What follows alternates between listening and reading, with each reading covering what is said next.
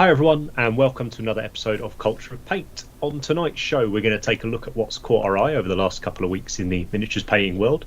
For the main topic, we're going to be chatting about tips and tricks that we've found when it comes to prepping competition entries. And we'll close out the show, as usual, taking a look at what the hashtag paint cultists have been up to. Now, Culture of Paint's aimed at a mature audience, and we might use explicit language and discuss adult themes. Now let's talk about paint.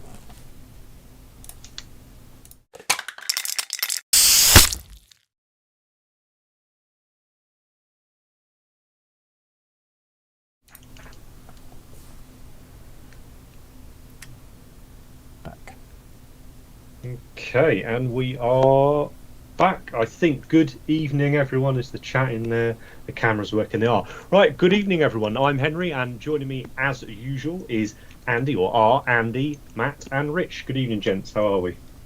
G'day. G'day. Not too bad. Nice. Have we got any of the Aussies in, actually? Have a look on the chat. I'm usually waking up around summer, around now. Very good. Yeah, we made it to only 2 weeks since the last episode. This is what we're trying to do. To keep on track, keep firing them out. Thanks ever so much for the feedback from the last hobby hangout show. I think that's what we're going to have a go at for a while now. So every other week it will be, every other 2 weeks rather, it'll be the hobby hangout, and then there'll be a topic show like we are doing tonight. Adam's saying Andy's rocking his heresy cup. Oh, super ducting. Is it there? Nice. No. Very good. I'm traitor now. Gone Sons of Horus, am I? So. Oh, fair play, fair play. Looking lovely. Good reactions to that video as well.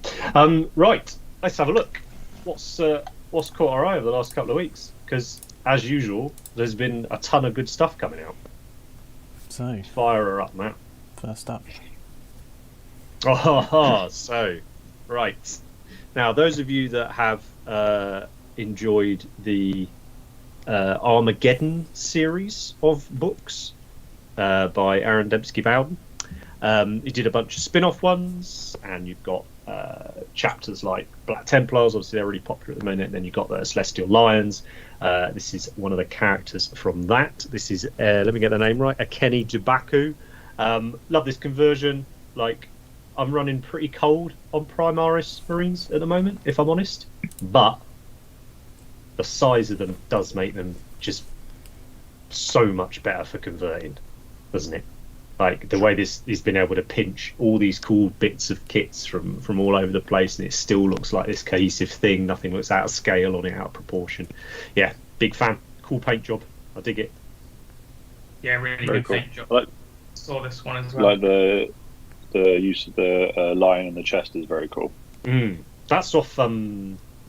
Stormcast, isn't it? Yeah. We're just, it's just great. It's just really nice to see. Just taking perhaps one of the lesser known characters, and bringing them up to date. You know, we often see quite a lot of Dantes or Azraels, or I don't know, some other popular ones that I don't know about. Sicarius, what's other 40k ones? What's the guy with the Crimson Fist one? Oh yeah, Pedro Pablo. Caniche. Yeah, Pablo, Pablo, whatever. Pablo Fist. So much Yeah. better. Pablo! But yeah, it's just cool to see one of the other characters, and yeah, they got a great story. I don't know what their story is in the current timeline, but they were kind of like wiped out by the Inquisition to a couple of men, and yeah, it's a cool story. And if you've never read the Armageddon series of books by Aaron Dembski-Bowden, and you like some sort of just good 40k stories, yeah, I highly recommend them. And someone on YouTube a couple of years ago did this amazing, I don't know what you call it. I suppose it was an animation of them. Just really, really cool. I don't know if it'll still be on there with everything that's gone on recently, but yeah, check it out. Give it a Google, like, I don't know, ADB Armageddon cartoon or something like that. I'm sure something cool will come up. But yeah, that's my pick. Peter has just mentioned, is Rich is your weapons collection growing? Nothing new at the moment, I don't think. That's all right then. It's Just just wider more in camera. You just Yeah. see more. Yeah, I've got space up here for something, so I need something Yeah. that sits along here. So if anyone's got any suggestions of weapons, do let us know what would look good sitting just above my head right there. Proper Viking axe. A mace or a morning star. I've got a big axe just behind me. Like if I move, like you can see the axe already there. Sword, warhammer. You got a warhammer, haven't you? There somewhere. Yeah, there's a warhammer just over there. Short sword. There's a bow on the ceiling. Nice. Brilliant. Brilliant. Anyway, before we go down that rabbit hole, what's up next, Matt? Oh, cool. This was my pick. It's a proper little conversion. It's I'm not going to try to pronounce the name of it, but it's an Astral Claws Chapter Master. It's not Lufthuren, is it? Is it meant to be? I think so. I didn't know how to pronounce it. Yes. Possibly Interesting. Yeah, the Loyalist Lufthuren or whatever you say it. Yeah. There's just really nice green stuff work. You know, it's not a super easy one to pose with that kit. It's quite mono, that one. So done a good job of that. It's cool. Yeah, the head's cool. Where's the head from? Not too sure. It looks like a Grey Knight something, perhaps. Yeah, that's a cool head. Nice bit of conversion stuff. I saw they've announced some what they call blade guard. Is that what they call Blade guard? Yeah, these guys is one of these Warhammer Day minis or something. I think this one is significantly more dynamic. So yeah. Yes. It's a bit more of a pose. Yeah. Oh, here we go. Sorry, Adam's just said in the chat, Richard Boylan's Hell's Reach. That's what you're searching for on YouTube if you want to check out the story. Nice. So yeah, very cool. It's from the Deathwatch accessory sprue. Thanks, James. The head. Good call. Chat's on fire today. Thanks for your help. That's right. This is quite fun, isn't it? Having the chat. Chat's killing it. Yeah. James was keen for you to have an English longbow on the wall, but that was probably before you mentioned that you have one on the ceiling. So, good suggestion by Baz. Why don't you put a shield on there? Ooh, that's quite a good idea. I could get a little buckler with a spike. Yeah. That'd be rad. That'd hang there quite nice. We'll do a special episode. I'll go around with like a handy cam, and we'll do like into the mind of a murderer or whatever, you know, and into the Rich Netflix before he special. Nice pick, Matt. What's up next? Yeah. So this is by my very good buddy Paul. I still haven't done any Krieg yet, and I keep seeing them everywhere, and I keep wanting to do them. Also, it's for some reason whenever it starts to get cold and get wintry, I always fancy doing an Imperial Guard army. I have fucking no idea why the correlation between that is. Is that like? I do know what you mean though. Like, I'll be walking the dog sometimes, and I don't know whether it's a smell or whether it's the weather or whatever. But it will often bring me back to like not safe space armies, but like nostalgia armies or something like that. Yeah. And for me, it's dwarves and guard. They'll just be what I'll ponder as I'm walking around. Yeah. With the winter, I'll probably. Yeah, true. I'll probably end up watching like a Fury again at some point, and then I'll be like, a tank army that's set like in the spring or the autumn or the winter would be cool. But yeah, Paul's done a cracking job of this. Like cohesively as a unit, it's really good. I love his bases; they're great. It's the first time he used oils as well, giving that a shot, which is awesome. Great. I just think they look lovely. I'd love to play a game against them and kill team, and I think he's just doing an absolutely bang up job. I asked him to paint him some for me, but he said no. So I do love the bases, man. They're great. Yeah, so that's my pick. Just because I've actually seen that much in the last couple of weeks that I've like really, really liked. There's been some bits, but nothing that blew me away. So I just saw these and thought, they're fucking great. So good on you, Paul. Well done, Thor. Great colour scheme. Yeah. If you want to know how to paint those, check out the Cult of Paint How to Paint Krieg. I'm living through Paul vicariously. I did one and he did the unit. This is the sad reality of making tutorials. Chat's loving the guard stuff. I think we'll have to do some in next year, Rich. We'll have to do some guard projects. Yeah. What was that amazing old white dwarf? That's completely skipped my mind the name now. Warwick Kinrad and someone else did it. They built a whole massive like Zaragrad. That was it. Oh yeah. We talked about that ages ago. One of the first shows, I think we were talking about like our favorite armies or something like that. That's mate. When they re-release them in 2050 or whatever it is, we can do it then. Nah, never gonna happen, but it's all good. Yeah, I can't wait to paint some of these Krieg minis. I know. Same. Wait, I've got one on the desk ready to do up as a test model for some militia for Astral Claws to go. So cool. Very, very excited, but hopefully I can talk about that project in a few weeks' time. We got anything else, Matt? That's it for today. Nice one. Right. So if we haven't got anything else, we may as well jump straight into here we go. Meme of the week. Right. Let me guess what it is. What's been the popular memes this week? What's come out? We missed Buffman. Somehow we didn't have an image for that. The greatest Warhammer meme of all time. We managed to miss. Oh no, I do know. I think. Or do I know the meme? I'm not sure. What is it? Come on, stick it out, Matt. Hit me. Yes. It's very good. So this is the new Remus Ventanus model, which I think looks fucking rad. I will be painting my version with the helmet on. Not the bear bag head him. But yeah, I am. I think it's a wicked model. It's again, it's a great character, great bunch of stories. You know, is it 5 years late? Yeah, it is, but still a cool mini. Looking forward to picking up and painting. I love those square spiky studs. It's all over. Anyone seen the original of this meme? Mm-mm. It's literally this exact wording where the woman is, but it's an MMA fighter. So he's like shirtless in a cage, and she posts it, and he actually comments on it being like, "Hey," and she's just like, "No," and he's like, "That's literally me in that picture." It's the best. Very good. See, Warhammer can just appropriate anything. It is a Tinder versus reality, isn't it? This artwork versus the sculpt. Definitely a catfish. It's a shame as well because there's some. I mean, Handsome Remus Ventanus was. If I remember right, I think it's that book, whatever it was, 6 maybe, no 6, 7, 5 in the Horus Heresy Black Book thing, and I think it's the first time we saw these sort of sketched.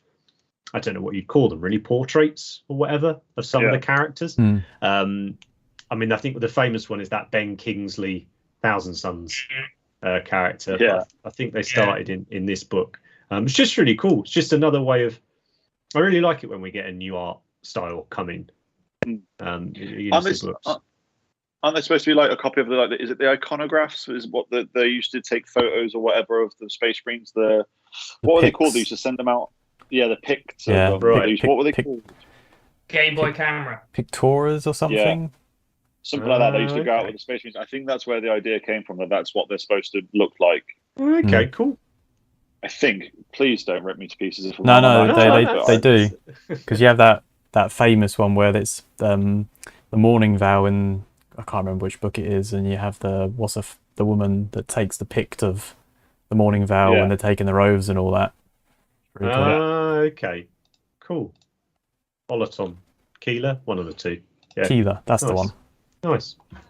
Oh, well, made a great meme anyway, even if it really did make a great meme. Even if the head isn't necessarily one of the Remembrances, that's the one. Remembrances, that's it. Good times. Okay, so let's crack on with the main topic then. And for tonight, we thought we'd, particularly given that certainly 3 of us are very keen on painting competitions. We've all entered them, and one of us wins a lot of them. So we thought it'd be quite good to just start what will probably be a series of shows periodically. You know, not in a row, where we're going to talk to various sort of noted competition painters, sort of pick their brains about things as well. But seeing as I said, we've got one of the best with us, it'd be remiss not to talk to Rich a lot tonight. So it's I thought Matt had a nice idea with sort of kicking it off with what goes into planning a competition piece. You know, everything from choosing the mini, what colours you're going to do, all the rest of it. And I thought we could talk around that. We've all entered them. We can all talk about what we decided on when we enter these competitions, things we maybe fucked up, things we, you know, wouldn't do again or definitely will do again, and just have a good chat around it. And I know a lot of people in the chat and a lot of people that follow us are all keen competition painters. So yeah, let's crack on, really. So the first question Matt came up with, and I'm going to ask his questions because you're way more into competition painting than me, so I'm just going to ask questions and leave you lot to talk about it. Planning, choosing a theme or a miniature to paint. Where's it come from? Matt, you can go first. So a lot of times I find everyone always says I'll paint the latest thing because they're more interested in it, but I don't think that's the case. That would be Golden Demon specific, would it? Golden Demon specific, yeah, but it's the worst myth. Yeah, I would say find a mini that you can stand to look at for a long period of time. And you're not going to get bored of it because you will probably hate it at some point. Interesting. I'd be devil's advocate though and say no matter what you pick, you probably get to that point, right? Yeah. So yeah. Pick one you really want to have finished, right? All right. So if either of you painted one because you thought it would be a good one to paint, as opposed to you really wanted to paint it, have any of you three done that? No, I think one of my biggest rules would be pick a model you really, really love and don't think of any tactics. I think then you're already on to a winner there. But yeah, no tactics. You've got to love the figure.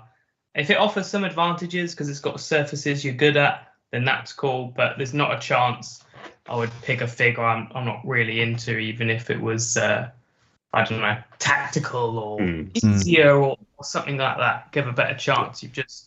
The most important thing is you've got something cool on the shelf after it, regardless of the result. So yeah, I think yeah. Would you say as well, with just the amount of minis available to us now, G-Dub and elsewhere, that actually you were saying there, or if there's one that can show off my strongest techniques on and things like that, you can probably find one, right? Yeah. It's not, you know, it's not quite as it was, say, 10 years ago or whatever like that.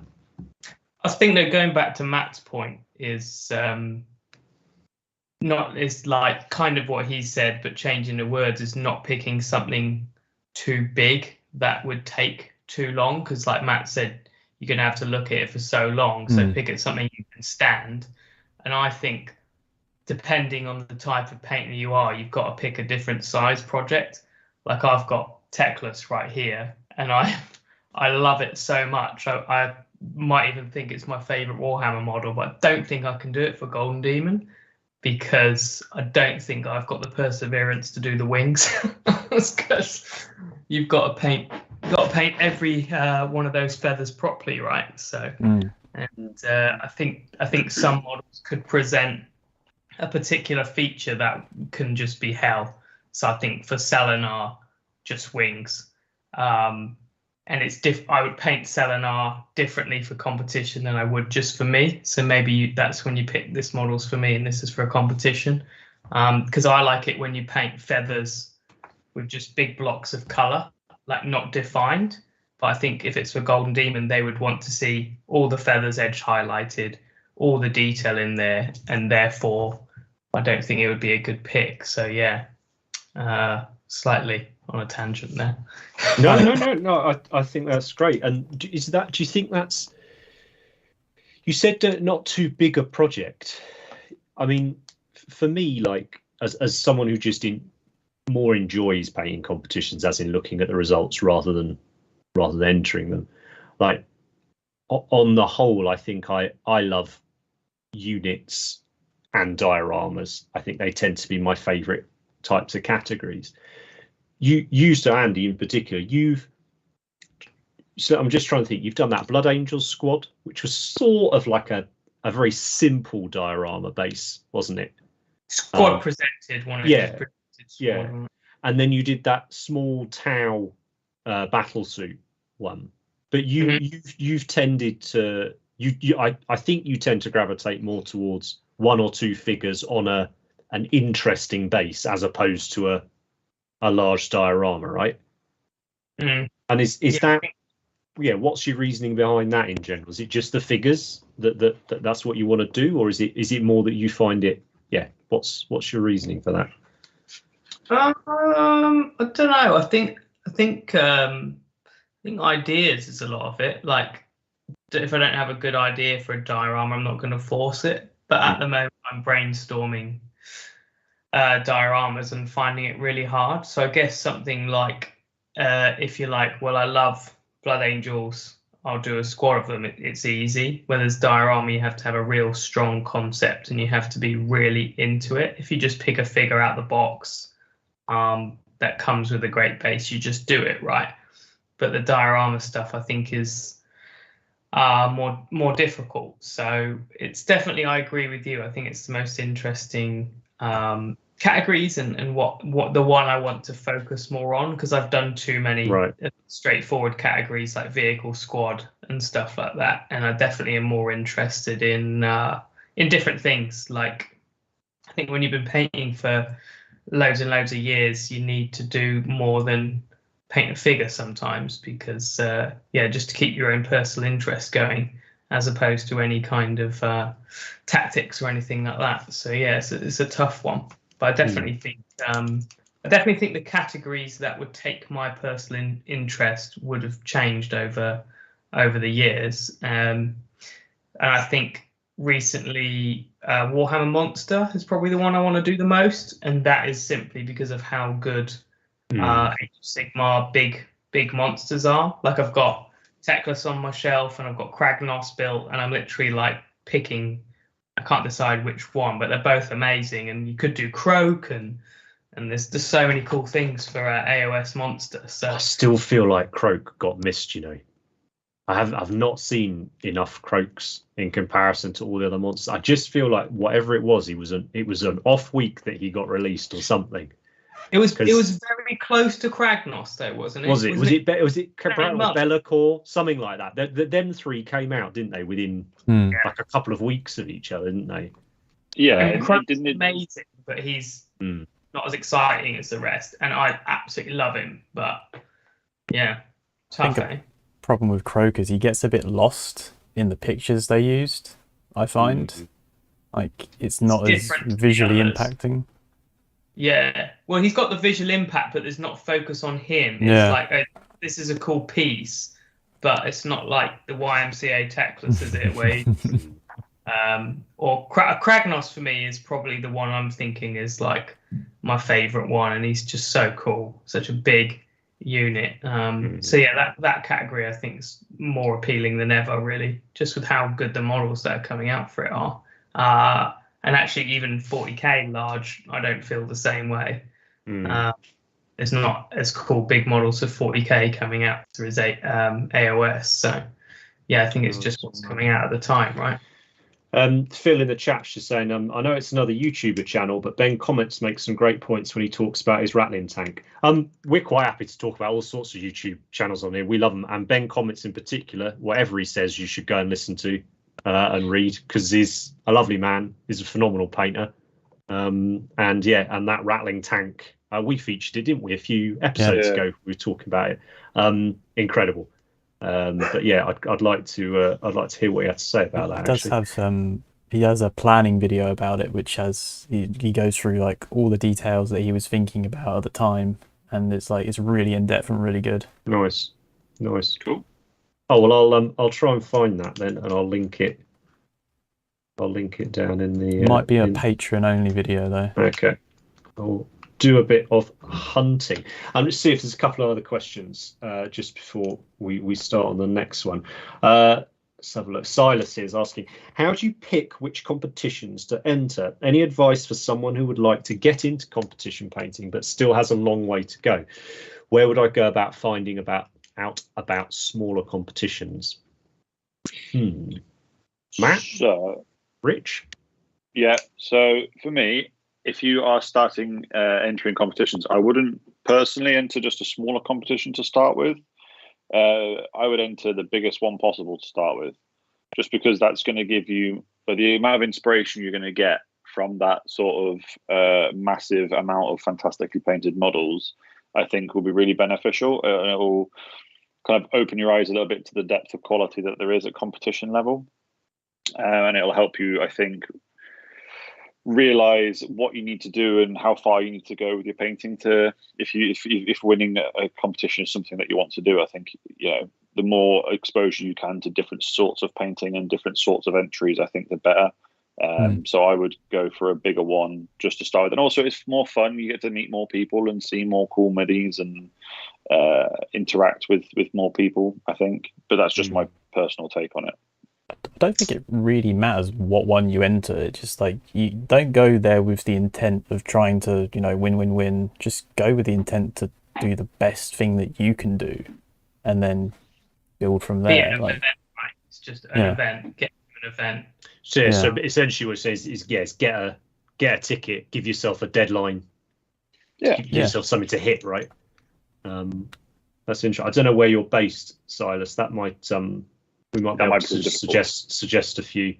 I would say scale model challenge. If I could pick any one competition, though, if someone's never been to a competition, my easy choice would be scale model challenge in the Netherlands, and that's because it has a great tier system. And Golden Demon is amazing, and if you can go to it to enter or just look at, it is amazing. But to enter, it's great to enter, but it's only 3 winners per category, so it's always going to be difficult psychology wise.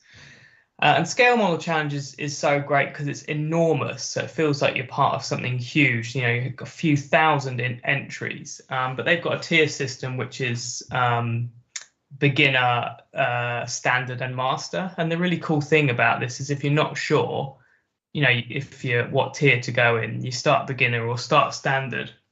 And if you win a gold, then you know to go to the next category next time. But it's just brilliant. It's a really nice system, and you can get some advice off someone. Like I get asked, not all the time, but sometimes, what should I go in?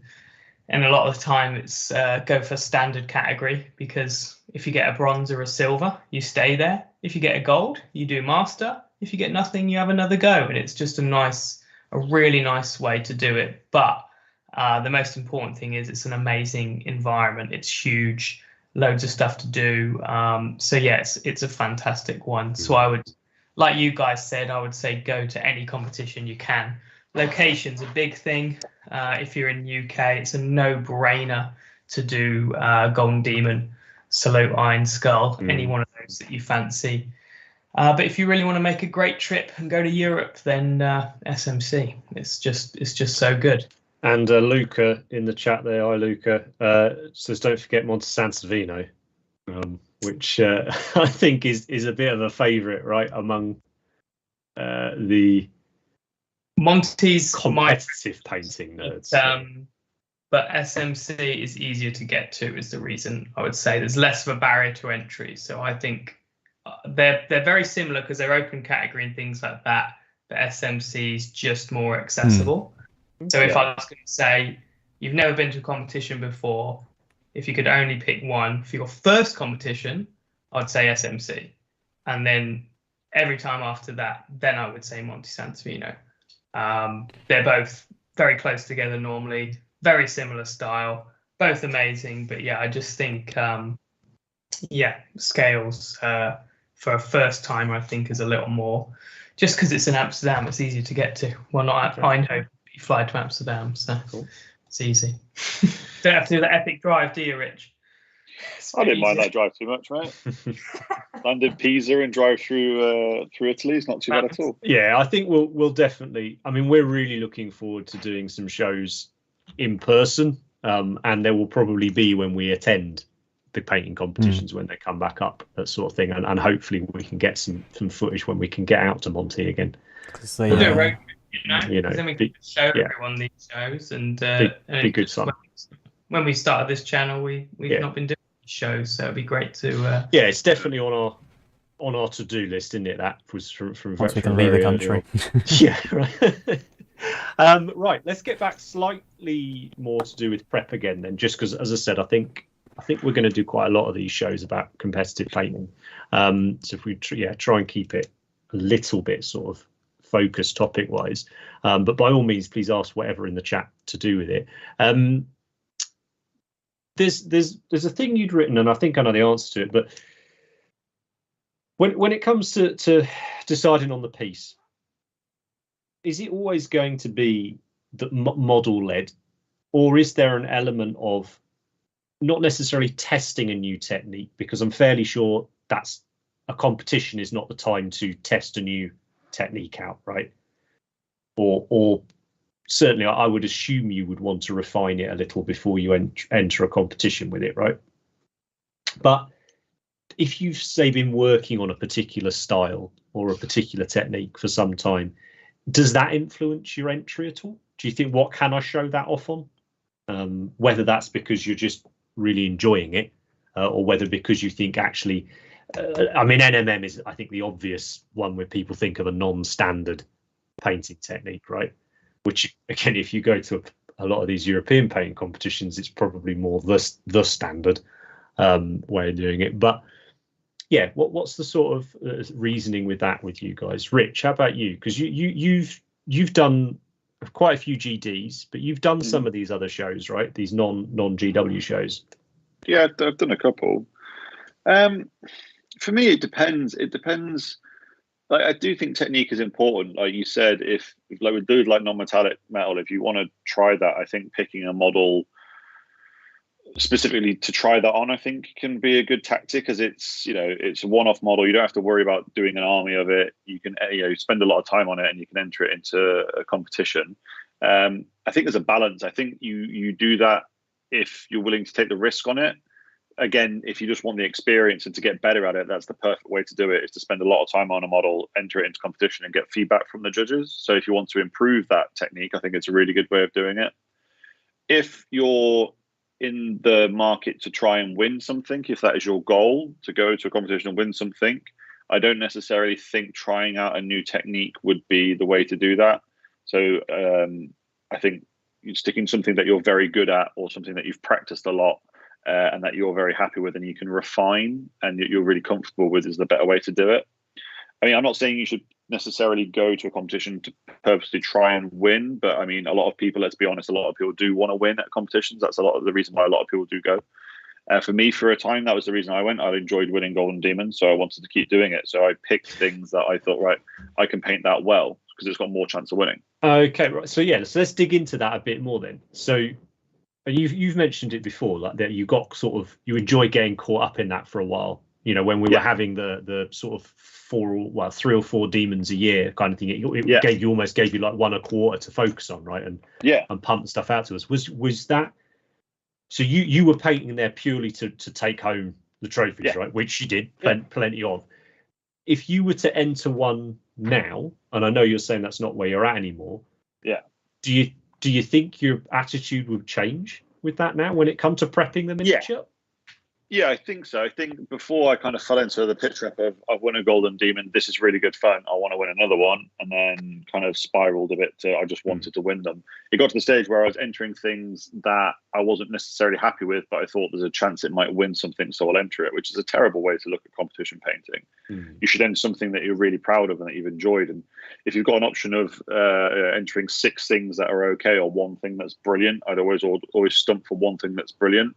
But I struggle with that, because as a painter, I struggle to focus on projects for a long time. So for me, for competition painting now, knowing that maybe there's one Golden Demon a year, that would be really difficult, and I would put a hell of a lot more time and effort into the thought process of the project and planning the project than I would have in the past. So if I was to do it now, I would spend a lot of time researching and thinking of an idea and chopping it up and thinking of different ways of doing it before I try to commit. Because like you said, you've got one a year. And if you want to enter one a year with all those brilliant people that are going to enter it and want a chance of winning it, it's going to have to be something pretty special. So you've got to have a very good idea for it. Interesting. Matt, you've followed the competitive scene, and obviously with your incredible spreadsheet work on this beautiful book, which I hope everybody's received and has been poring over. Are you starting, or did you, during all that research and everything, have you noticed particular trends when it comes to miniatures getting entered, or could you see any patterns within that? There's probably quite a few. I haven't really dove into that too much, but obviously, like the big one is obviously Space Marines. It's the most entered miniature ever. Yeah, there's no beating that, to be honest.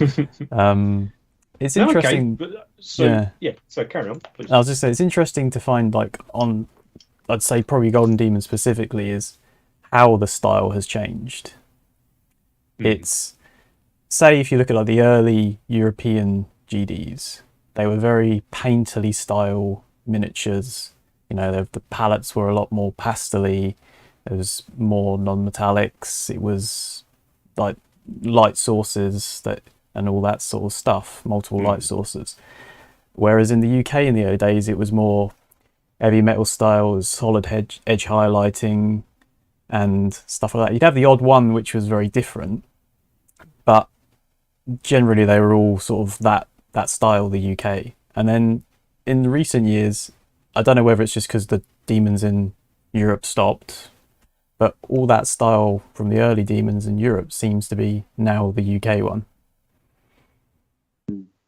Yeah, you mentioned that. That's something I think we could have a lot of fun with chatting about, actually, but not right now. I want to pick up on something you just said then about there was the occasional one that would stand out because it was different.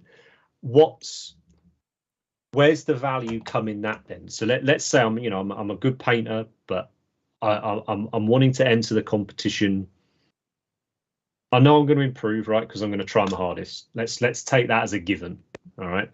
But I want to stand out, whether that's by winning or whether that is by standing out because it is different. Perhaps it won't win, but that doesn't necessarily mean it won't be any less deserving of interest from people that attend the show, right? Not just the judges, like people that attend the show. How important can that unique theme be? Is it? I mean, don't be different for different sake, but there has to be someone taking things in a slightly different direction, doesn't there? Like, or is it just trends? Like Andy, have you approached a piece and you've gone, oh, everyone's doing gold in this way. I am specifically going to do gold in a very different way, and use that almost as a tactic, and that's influenced the model that you've picked for a competition. Sort of with this Blood Angel squad, like in not quite what you're saying, but that I thought, well, I'm going to paint it in the style I'm enjoying at the time, and that always changes actually for me. And going back to what we were saying earlier, and I didn't think it was that tactically sound. I didn't think it would give me an advantage to win, but it was at the time. It was how I liked Marines to look, with a lot of scratching and damage and all this stuff. And that's why I was so proud to win the bronze prize, because I didn't feel it was particularly catered towards sort of the judging style and stuff. But the other reason I really wanted to do squad, because it was the first time you could do it on a base like this. And I thought, well, this is the first year where you can do a squad on a freestyle base, we'll call it. So yeah, that's kind of the reason I did that. So it's kind of what you're saying, I guess. What's the question again? I suppose no, it was that is there ever the thought of do something different on purpose? Do something different on purpose to enter. And I think that's a really good example, isn't it, this Blood Angels one for you? Because I know how chuffed you were getting bronze for this one. And when we consider what you've won before this piece as well, like, I think you're right. This wasn't the way we were seeing Marines painted, was it? If we consider the demon I think it was the year before this, that was like Golden Demon Leviathan, and Golden Demon, like, it was like every other model was a Leviathan in vehicle, and you know, every Marine model was painted in that, when we're beginning to see that evolution of the heavy metal style, weren't we? Where there was a little bit more blending, a little bit more rendering and stuff, wasn't there, on some of the shapes, but these were different. You know, it's like when Gareth did that squad. Yeah. Gosh, 6-7 years ago, something like that. 2015. Right. There was a completely different take, really, right, on what we'd seen. And I wonder if it's easier to do that with minis like Marines, that we do become used to seeing in a certain way when the volume of them is so great. Well, if you do a different take on it, then you've done a pretty good job, because it's hard. Yeah. Yeah. ABD. Mm-hmm. Yeah. I mean, well, yes, it is, right, except that actually perhaps it isn't that hard if what you're doing is just going against the trend. So if we see enough Marines, right, so we see 100 Marines every show, there's going to be a trend with it, right? So if I go, do you know what, sorry, I'm going to try and paint right now, I'm like, I'm going to try and paint how they painted Marines 10 years ago, but execute it, you know, really, really well, and all the rest of it.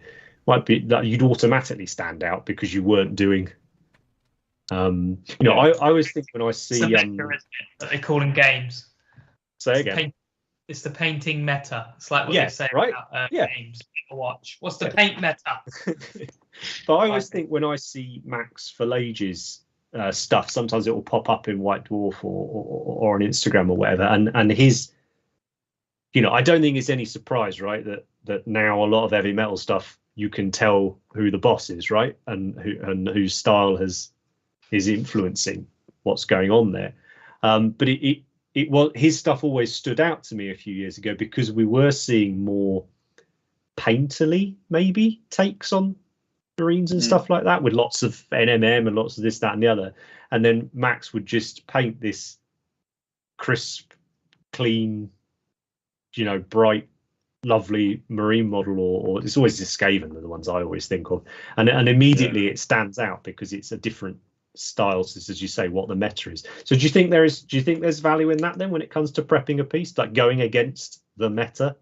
Well, I think Max, just to conclude on your point, I think that Max did that I can't remember anyone else doing earlier, is you had sort of, we'll just say the heavy metal style for simplicity. So people that painted very clean, and then people that painted painterly. But I think what Max did is he did lots of texture, but sharpness.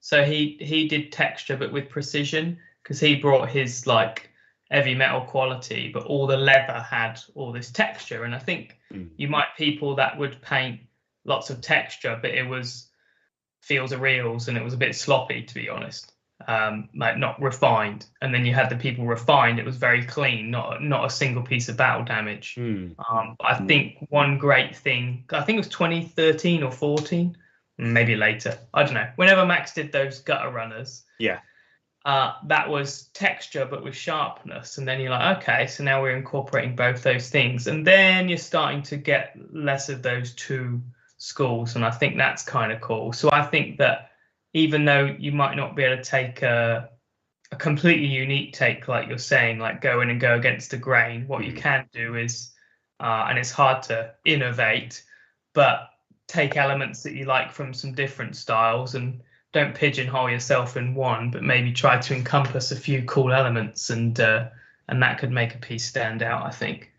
Nice. That's cool. This is a nice chat. I'm enjoying this. So yeah, unique takes on things. Right, color choices. Excuse me. Red, always red or yellow. Oh well, would you say it's worth steering clear of certain color choices or steering towards other ones when it comes to comps? What do you think? And this is taking it as a given, right, that you're going to be able to find a mini that you like and you can paint in that color, because there's a billion miniatures and you're fine. So it's all about like what you can do with it, right? Because you'll personally be able to be better at other colors. So you're going to have certain skills and you're going to be better at at doing certain things. And there's that thing for like, oh, the bright colors will stand out more, but then like very bright can be a bit tasteless, really. It's like, where do you find the balance of standing out and then also having subtlety? And that's the same between how do you balance being artistic and technical. So I think the color choice, and for me, I would just go back to what's the mini you really care about and what color is he? And it doesn't actually, you don't have to think tactics on colors and stuff like that. But I remember Rich's favorite and my favorite entry was his killer can, and that's every color. That's yellow and blue and green. I think we've got a slide of that, haven't we? Am I right? Yep. 2 seconds. Get that up. Yeah. There he is. Got that. That's every primary color, which I would, if someone said, can I do something green, yellow, red, I'd say don't do it. But Rich has managed to pull it off quite coherently here, so fair play, mate. Cheers, bud. It's great. With the color choice, I think it just fits into your idea around that project. So like, I would never paint a marine like this, like one shoulder pad blue, one arm red, because it doesn't fit in that narrative. Whereas for me, I specifically wanted to paint orcs because you got to do that. I got to paint lots of different colors so I wouldn't get bored of it. I got to paint them nice and bright, which is a lot more fun and a lot more striking, but it still fits within the narrative of how we see orcs, specifically around old school ones. So I looked at some of the old school artwork for the old killer cans and how bright and obnoxious they were.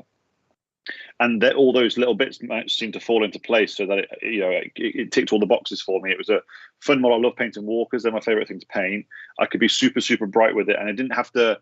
It allowed the freedom to not really worry about the colors. Like, I remember I didn't plan to paint them that many colors. I got to a certain point. I went, right, I'm bored of yellow now. I'm going to paint some red, and I painted a bit of red.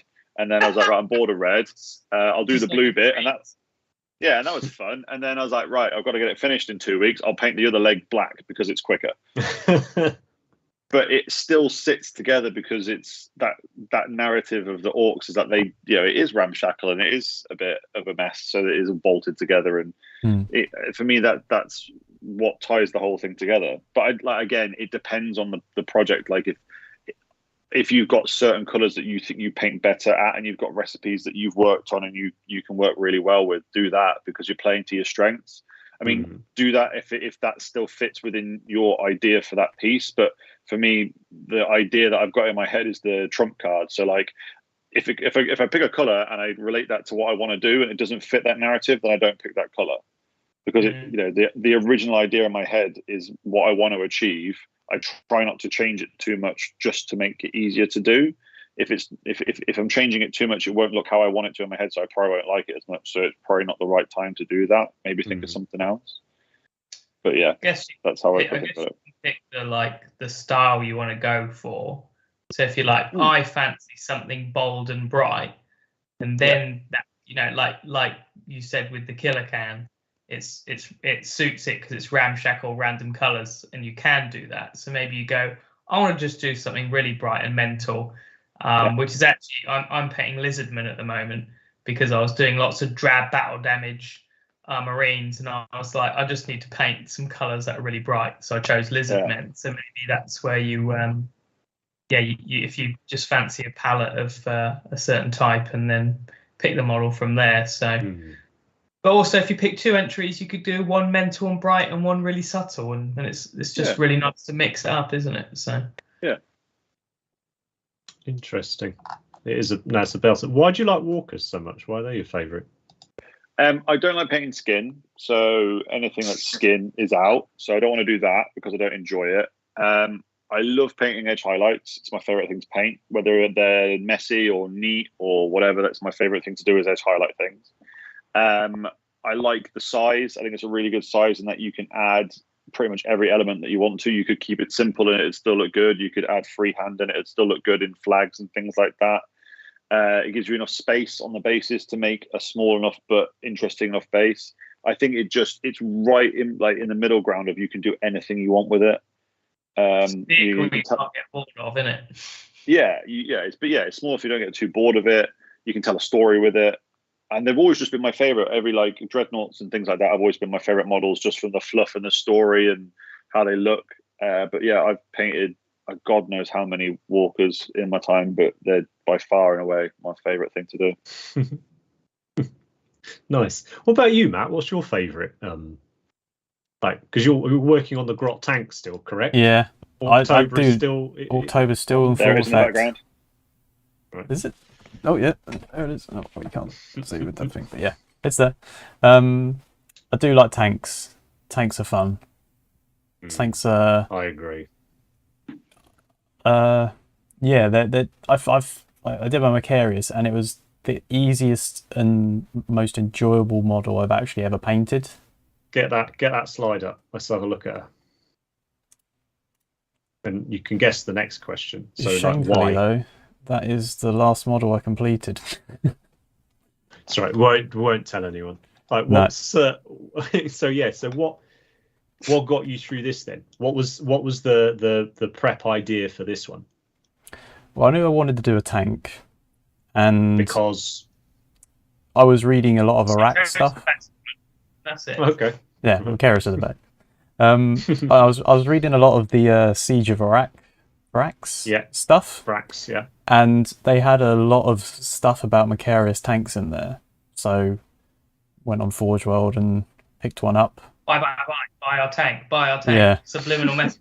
Yeah. Immediately. It's not even that subliminal, is it? No, just it's not. Buy it now. Buy tank now. Best tank. Buy free. And then immediately when it arrived, I was just like, oh my God, this is a hunk of resin. What am I going to do with it? And didn't fit together at all.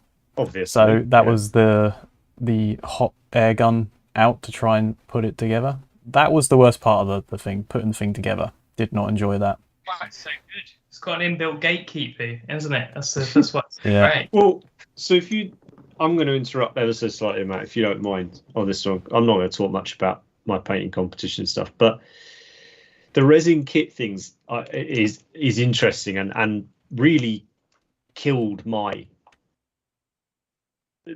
whatever the word is, burgeoning competitive painting sort of momentum. I did that one tank and really enjoyed it, but it was predominantly plastic. And for the next year, I wanted to do a squadron of 3 Blood Angels Land Raiders, and I wanted to do them in the old color schemes where you would have like the yellow multi-melter and things like that, but painted in the style I like painting. Classic. Right? And the idea was start off as a squadron. If it goes badly, you can always, finish one and enter one. But the idea was push myself, to try and do a squadron. And I ordered 5 in total from Forge World, and I couldn't get one decent build out of it, because of the resin and putting it together. And I at that time I was already an experienced modeler when it came to working with resin kits. I came into the hobby via resin kits, 10, 11 years ago, whatever,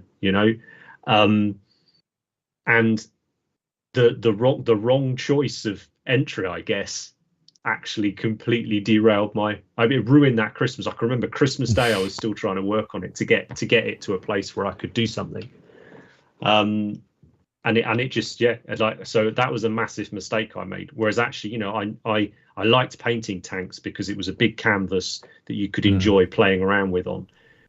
What I should have done was looked around for predominantly plastic kits, I think, because it just would have made that initial process that even if I didn't love the kit, maybe I only liked that plastic kit 9 out of 10 and I like the resin kit 10 out of 10. At least I get the plastic kit done.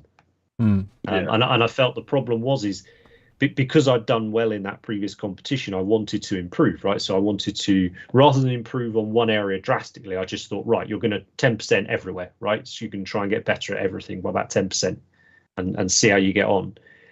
But it just wasn't possible. And these resin kits, I was like, that is not a good enough quality now for me to spend the 100, 200, whatever hours on it, because it's a bit of a turd to start with. You know, I can spray it gold, but that's about as far as I can go with it. I mean, so I don't know. Like, one, did you? Yeah. You have that bottom bit, which is like the bottom of the tank sort of, and then the top thing is like one piece, and it kind of sits into it. But it was like a good 1.5 inches bent off, and it was just, it took hours to get it to like force it back up and stay there, because like resin does have a bit of a memory, so it will always try to bow back down. But yeah, eventually it did go, but I don't think I'd ever pick a resin kit for a competition again. It's hard, isn't it? Because if you do, cause some of the resin kits are amazing, and back when I was doing the competition painting, I did do a bit of both, specifically around walkers, because you've got fantastic resin walkers. But I do have the same thing. Like, I remember thinking of a project that I wanted to do, and then when I had the model was so challenging from a build perspective that it killed the idea dead, because it was just so much hassle to try and get it to a place where it was usable to the level. And I think also, like you said, Henry, once you've got a bit of practice in it, and once you've done a few comps, you kind of know if it's going to work or not from earlier on, which is a blessing because you've got the experience. You know, if you're looking at a model and you're thinking, if you're already thinking, I don't know if this is good enough, odds are it isn't. So yeah, if you're doubting that from the start, then yeah, it's probably not the right model to use. In a similar vein, sometimes you can buy a kit and sub-assemblies that you want aren't possible, and that can kill a project. Right. And that's down to your personality as well, because it does depend on how many sub-assemblies you like, how comfortable you are at sculpting halfway through, and stuff like that. But I've definitely bought kits and gone, I really don't feel comfortable painting that all together, and gluing it after isn't happening. This isn't a competition piece. Like instantly bought it, put it together. Nah, can't do this.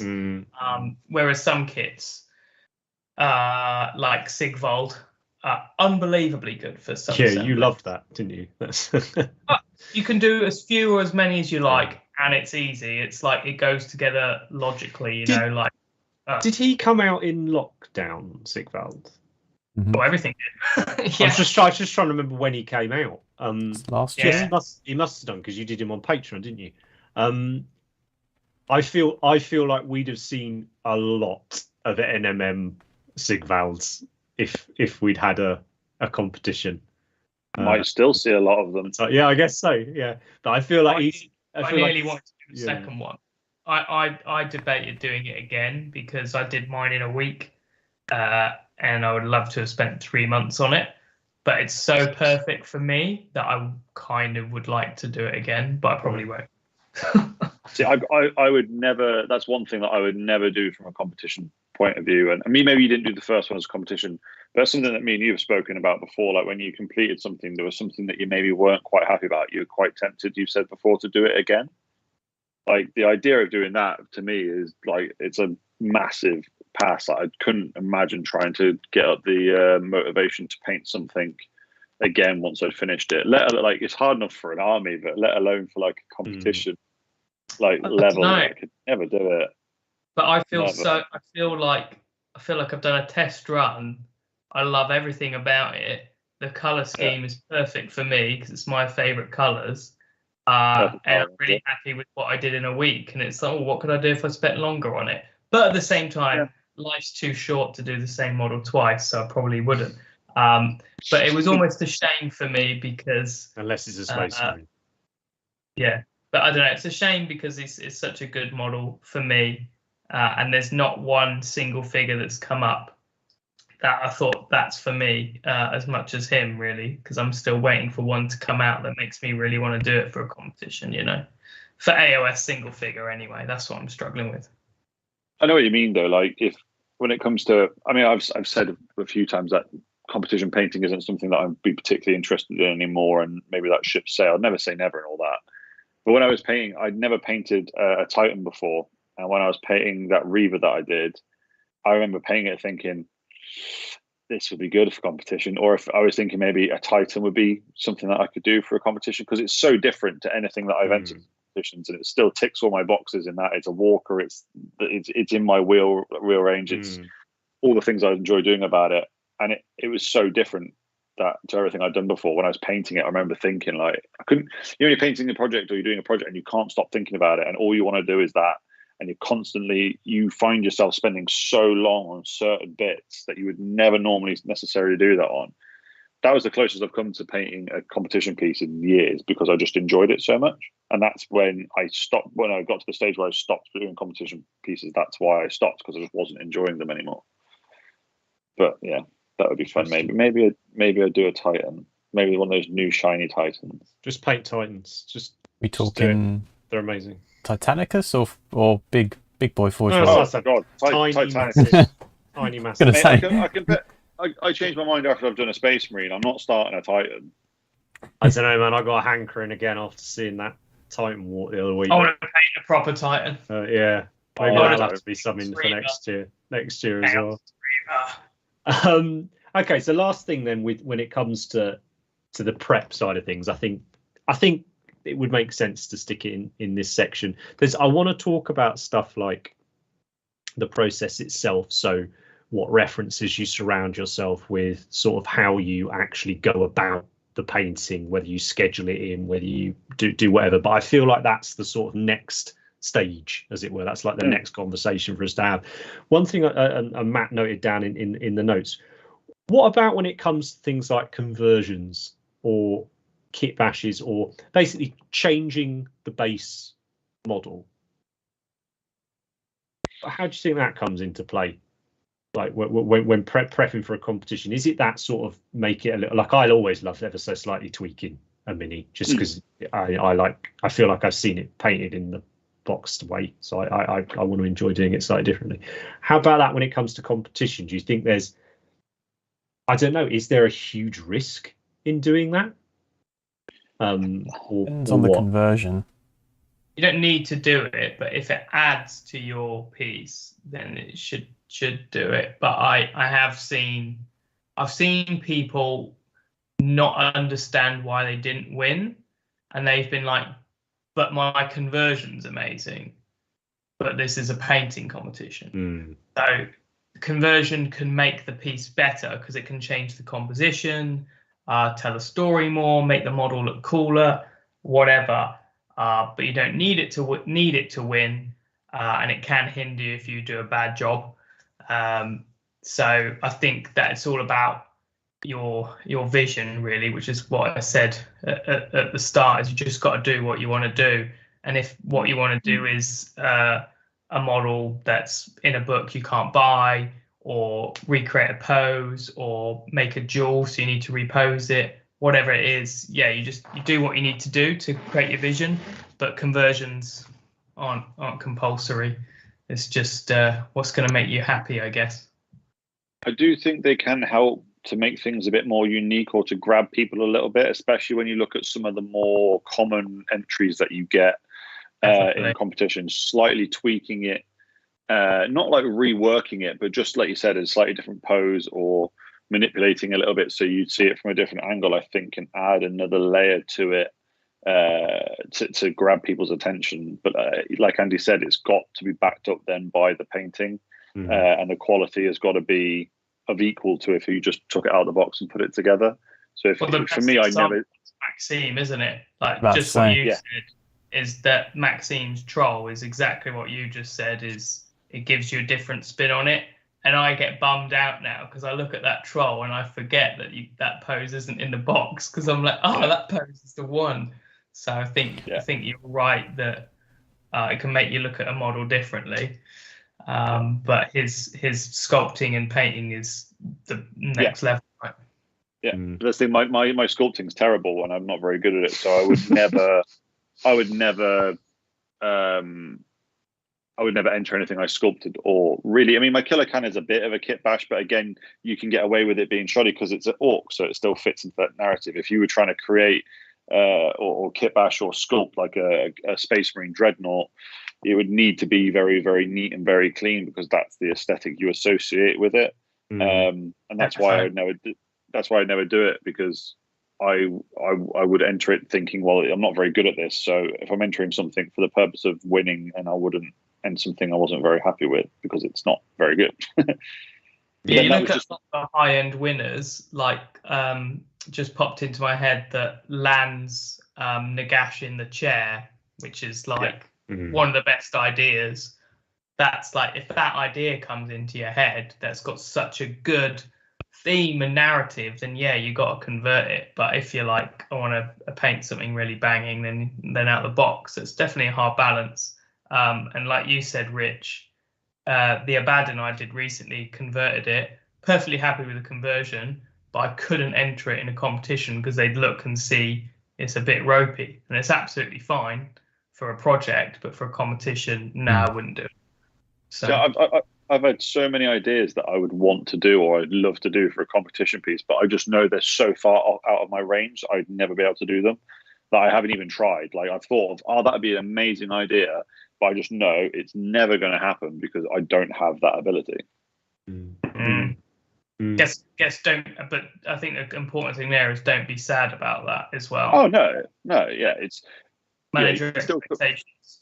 Yeah, and you can still come up with really good ideas. Like, you can enter it. It doesn't have to be like, because if you think about it, there's a few competition entries that you think of over the years that were like groundbreaking or so different that not everyone's going to come up with them. Like, I'm thinking, like, The Last Light with Raymond Lepat. His concept for The Last Light was so groundbreaking because no one had ever done that before. Like, not everyone's going to come up with one of them at every competition. Like, it would look amazing if that happened, but it doesn't happen all the time. So if there's a concept that you've got, like something like that, and you have real faith in the fact that it could be groundbreaking, then yeah, by all means, absolutely try and do it. But like, for me, knowing that of my ability to maybe not produce it to the level that would do it justice, I would stay away from it. I keep the idea, so one day maybe I'll go back to it and think, oh, I can do that now. Let's have a go at it. But yeah, if I can't do it to the do it to the level that I'd be happy with it and do the idea justice, I won't do the idea.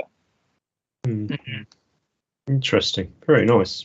Yeah, man, that Last Light. Yeah. Oh, honestly, I'm a massive Roman fanboy, so yeah. Yeah, it's one of those entries that the first time you see it, you're like, holy shit, why did I not come up with that idea? He sold it a while back, and I wish I bought it.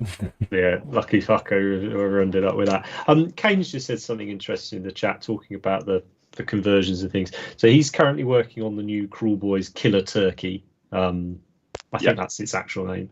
And he doesn't like all the brands that are on the skin, so he's removing those and filling them in. Did you did something like that, didn't you, Andy, with that Zinch Ogroid model? Did you not fill his things in and paint them in, or am I imagining that? I actually didn't in the end because I didn't think I had the skill to do it well enough, which is what we just said. Right. But perhaps I would have liked to. But actually, they're okay in the end. But I have filled in stuff loads of times in the past. But because to show off your paint better, right? I think sometimes there's stuff in the sculpt that hinders you. Sigvold's got sculpted detail. That was an example. So get rid of detail on the cloaks. I don't like the sculpted on detail on cloaks. I think it ruins what you can do, like potential. So that's the sort of thing I would always get rid of. But yeah, definitely think you can make things easier for you to paint, because at the end of the day, sometimes they're going to sculpt stuff to make it easier for the masses, right? And then for a and to look good on the table too, right? There's a difference. With that, isn't there? Some stuff effects look cool sometimes on a speed painted army, don't they? But I think it's like more like the cloaks, right? With the sorry, Rich, with the details. I think again, it just depends on what the bits you're taking off are. Like, if it's details on a cloak that you're then going to maybe add more to, or add a freehand to, or add a replacement, I don't think it's a problem. But like, I mean, it's a bit of a silly example, but say for instance you were painting an ultramarine and you carved off every U on the model and didn't replace it with anything. Yeah, you didn't replace it with anything. That's how I'd want to paint one. Yeah, that's not necessary. And you didn't freehand it or put transfers or whatever it is on it. That I don't think would necessarily be something that would be a smart tactic. But if you're taking a little bit away, or you're sculpting or covering a little bit up to then maybe do a little bit more to it, I think is a good idea. It just depends what you want to add. Yeah, the cloak's a really good one, isn't it, Andy? Actually, that's because that's something we've seen really ramp up in the last, say, 3 years, 4 years, maybe. It went from, it'd be good for a sort of quote unquote average painter to like just bit of wash and that would pick that detail out nicely, wouldn't it? But if you're trying to paint it like a piece of cloth, then it's sort of difficult. It just gets in the way, right? Yeah, it really does, and it's so hard to get rid of. Yeah, it's a shame as well because the cloaks so often really do elevate. They make things very heroic, don't they? They give tons of dynamism to a model. Hero. Yeah, that's a shame. Well, I think brilliant chat there. That was really, really interesting to hear your thoughts on it. As I say, I'm going to pick your brains a lot more over the coming months with the competition painting series, especially as the competition season hopefully kicks in and we can talk about it, and we'll get some of our friends on as well to talk that are notable within that community, and see if we can find any little nuggets of them. But let's move on to the final segment of the show, if you can, Matt. So this is where we take a look at what the hashtag paint cultists have been up to. So hashtag paint cultists, it's a hashtag we've been using mainly on Instagram. It's on a couple of the other platforms, but Instagram's where people have really taken to it. Got thousands and thousands of models on there now. Plethora of different painting styles. It's just really, really enjoyable. If you want to see something that maybe doesn't come up in your feed normally, definitely recommend going and checking it out. I've been through and picked out just a handful just to show off and show the guys and draw their attention to. But it's a very good way to waste a significant amount of time now. A bit of scrolling through the hashtag paint cultists on Insta. So what have we got up first, Matt? Nice. Cool. Nice. You mentioned earlier, Rich, about sometimes you see a model from a different angle, and that's how you convey it. This is a great example, right? I'm not particularly taken by this Eldar plane, never have been. Although I've got a couple of boxes of little Eldar planes over there that I'm really keen to paint like this. It's just wicked. It's just really nice. Like it's lovely colours. It's so fun to see it from a different angle. It just really jumps out at me. Yeah, really clean, really well done, neat. It's really nice. I think that'd be a really fantastic looking army if it's all painted to that standard. Load of big Wraith units with that would look awesome. I think as well it's the colours of Beal Tan, right? But not necessarily the style. It's got the slashes that you associate maybe with one of the other ones. Which is kind of cool. So that was a good one. Very cool. Good start. Right. More Eldar, please. More Eldar. I don't think there is. This one's for me mainly pure selfishness. I am this fucking close to like doing some Lord of the Rings stuff. I've got to stay focused, right? I have to stay focused. Like I want to get the 2 projects finished this year, but Lord of the Rings just keeps poking me. If they do a new box set for that new TV show, Steeler, we should do it. Mate, next year's fine. Next year will be fine. If I'm still fancying it next year, I'll do it. But this, I think, is one of the best of the minis. It's obviously the best character. It's beautifully painted. I always loved seeing the Lord of the Rings category Golden Demon, because it didn't tend to be, certainly when I was going, it didn't tend to be that heavily populated, but the average quality was outstanding. They're so goddamn small. Yeah. And this, it's just it's a really great paint job. I haven't found. There isn't much at the minute, right? There's one project I'm working on early next year that's got me really juiced, and I know I'm going to push myself on, and I'm going to progress with. But there's very few models I've seen that have made me want to paint just purely to paint them, to improve my painting, to try and do my best. But it's something like this, I think, is what I fancy. Just a delicate little simple, limited palette. Just I don't know, man. Something about it, and obviously Gandalf's rad. So Dumbledore is. so It's the original Dumbledore. You're a wizard, Harry. What's next, Matt? Oh, this is cool. So this person had mentioned that they had done these pretty much back to back. Yeah. And just really enjoyed doing them. I know you've done the one on the left, Andy, before, haven't you? You painted that model before. Yeah, just really nice to see. Are they both the same producers or different manufacturers? Different manufacturers. One's Black Sun and one's Black Crow, maybe. Oh, okay. Cool. Yeah. But I really dig the effect of the armor on the one coming down the steps. Yeah. It's from Sergio. Sergio did a bonkers paint job. Right. He did. Right. Like really bonkers. And I think that some people have emulated that, and quite rightly so. That's cool. If you want to learn non-metallics, emulate that job from Sergio, because he really did quite a crazy job on that. I think it's called like the Death Avenger or something. I don't know. Anyway, Sergio's paint job's bonkers on that one. Nice. Yeah, very cool. So yeah, just and again, like these models don't really tickle me, but again, the hashtags meant I've sat and looked at them for a little bit and actually quite enjoyed it. Whereas I wouldn't have necessarily bothered following someone who paints a lot of this type of model. Hankering for a 75. So yeah, what we got next? I think there's a couple more, isn't there, Matt? There's a few more, yeah. Yeah. Is our man from Down Under. Still going my strong favorite army with this wonderful Thousand Suns army. Models. How I don't understand how he's stayed so. I mean, obviously, I don't understand because I can't focus on anything. Like, he's been doing this for how many years, and he just keeps adding to it. It's just the best quality. Yeah, it's about. I wouldn't say it's that long, mate. I think it's about 2 years at tops, I'd have thought. Oh, but really? I guess he's had big armies before as well, Adam. But I guess when you're able to elevate your skill set, and I suppose if you do it across the army, then you solidify it, right? That repetition, and there must be massive.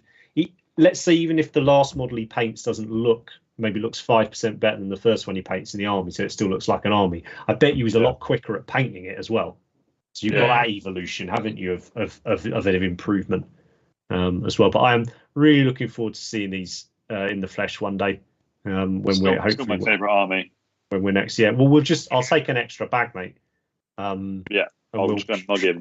Yeah, be fine. Fine. Don't say it on the internet. But yeah, it's wicked. But I had to stick it in. So great choice. We love him. Good job, Adam. And I think there's one more, maybe. So this this tickles my balls. Right. This is a hobby chum of mine, Toby. He's a wonderful artist. Has some amazing ideas for things, and he's just got this hideous ogre destruction type army project going on, and he'll just knock something like this out like in the week. Like he'll be like, "Oh, I built this and painted this," and it's just he's the type of artist that I wish I could be like. I wish I had that innate. Whatever it is he's got, it's that the desk is just a hot mess. It's able to pull the different materials together and just create something just really, really cool and evocative and just creepy. So yeah, I enjoyed that one a lot. Great job. But yeah, That's like going out the mouth. It's just minging, isn't it? Yeah, it's horrible. That's the stuff of nightmares. That's what I want to play though. I want to play an army like that with Ponzi elves. We're like, oh, we're so pretty, and I want to play something evil. Grimly. Yeah, definitely. Yeah, it's legit then. But yeah, Toby's relatively. Yeah, we only got him on Instagram less than a year ago, but I would really recommend that account. I really enjoy it. Is that it, Matt, or have I got? No, there's more. For all this, look, I can never remember. That is sick. I don't normally pick favorites. I just pick what's jumped out to me, like as I'm scrolling through. We had another version of this bottle a few shows ago, maybe a couple of months back. Is it a Hate Mini? No, it's not a Hate Mini, but it works perfectly, right, for Hate. Who makes it? I think it's Black Sun. Have a chat about it and I'll find out for you. Wow, I love it. It's got like the Predator skin sort of style. Yeah. You know how you were talking about your Ponzi elves? Yeah, your Ponzi elves, Drew. That's what I'd want to fight them with. I know, and it'd be great seeing these guys lose, wouldn't it? It should be the best. But it wouldn't matter, right? That's why playing baddies is the best, because you just don't care when you lose. No, well, I've got my baddie. I've got my first baddie army coming, haven't I? Doing Chaos Minus. Can you believe it? That is true. Yeah, that's a fantastic model, and the paint job's great. I love the blood effect on the sword. I think it's really, really nice. Really great composition. Rather than an effect that everyone does. Yeah, yeah. One of the reasons I love it is it's that, you know, when you first look at it and you go, oh, that's pretty cool. And then you look a little bit more and you find something else, and you can keep looking and looking and finding just more wonderful sort of things about him. Black Sun. Yeah, that's great. But yeah, it fits perfectly with the Cool Mini or Not Adrian Smith Chronicles of Hate minis. Yeah. But I don't often want to have someone else's mini, but I'd love that on the desk just to look at. That's right up my street. That is. It's an angry fat dude. So I mean, lockdown's not treated him well, has it? No. Oh, has it? He's, you know, well, yeah, has it? He's just living his He looks like he's having a great time. Oh man, I love it. Love it so much. Fantastic. Lovely. Right. Last one. Oh, I think this one's for you, isn't it, Andy? Yes. This one just caught my eye. Actually, I think Luca was in the chat earlier. Is this 75 mil? It must be 75 mil, right? Yeah. It's got to be. I really like historical 75 mil stuff. I think I've come to this conclusion. I don't necessarily like the fantasy 75 mil stuff, but some of the historicals they're just lovely, and what a lovely composition, right? Great colours. My favourite part is actually the shield, like the shading on the non-gold bit. It's actually really subtle but really nice. But that light at the top compared to the bottom is really natural. It's not like flat. It's not exaggerated. It's very, very good. Yeah. Love the shield design and the picture of it. It's great. It's just like, you know, and the crest replicates the wing, doesn't it, on the shield and stuff. It's just it's just it just caught my eye. I'd sent everything over to Matt, and then this just caught my eye. I was like, I'll chuck this in, because I think, you know, I'd love it if people watch and perhaps we can show them the odd mini that they've never come across before from a system or a manufacturer or a scale or whatever, and go and explore them. And a lot of these smaller, I mean, like ourselves, these smaller manufacturers of minis, you know, it's if you dig them, go and buy them, because it, you know, there's a direct, like, oh my god, someone's bought the mini. You know, it's not just another Space Marine, you know, to make the shareholders happy kind of thing. So yeah, it's really, really, really lovely. And as I said, that like months ago now, it got to the point where there was far too many for me to show off every couple of weeks. But yeah, I think that's a particularly good crop. This week. Really good picks. So yeah, so I think we'll call it there, chaps. I think we covered everything we wanted to. As usual, if you guys want to get in touch with us about topics for the show, things we talked about you'd like us to go on about more, or other things we perhaps haven't touched on, then we're on all the usual social medias, and you've got the website and all the rest of it. Search Cult of Paint. It's not hard to get hold of us. But thanks ever so much to the chat for joining us. As usual, it just gets better and better. And I think I'm getting a little bit better now at keeping up and trying to spot the questions. I might have a look at this. I think there's something you can do, can't you, where you can highlight questions or something. I'll have a little look into that and as well. And again, if you're watching this back a little bit later on YouTube, thanks for watching. You know, give us a like and a comment and all the rest of it, and we'll keep doing it. Thanks again, chaps, for joining me. it's not over by a long shot. I'm going to pick your three brains an awful lot more about competitive painting, because I think there's some proper nuggets in there that we can all benefit from. But we will see you in a couple of weeks' time. Thanks for joining us. That'll be a hobby hangout, and we'll see you then. Cheers. Bye. Peace.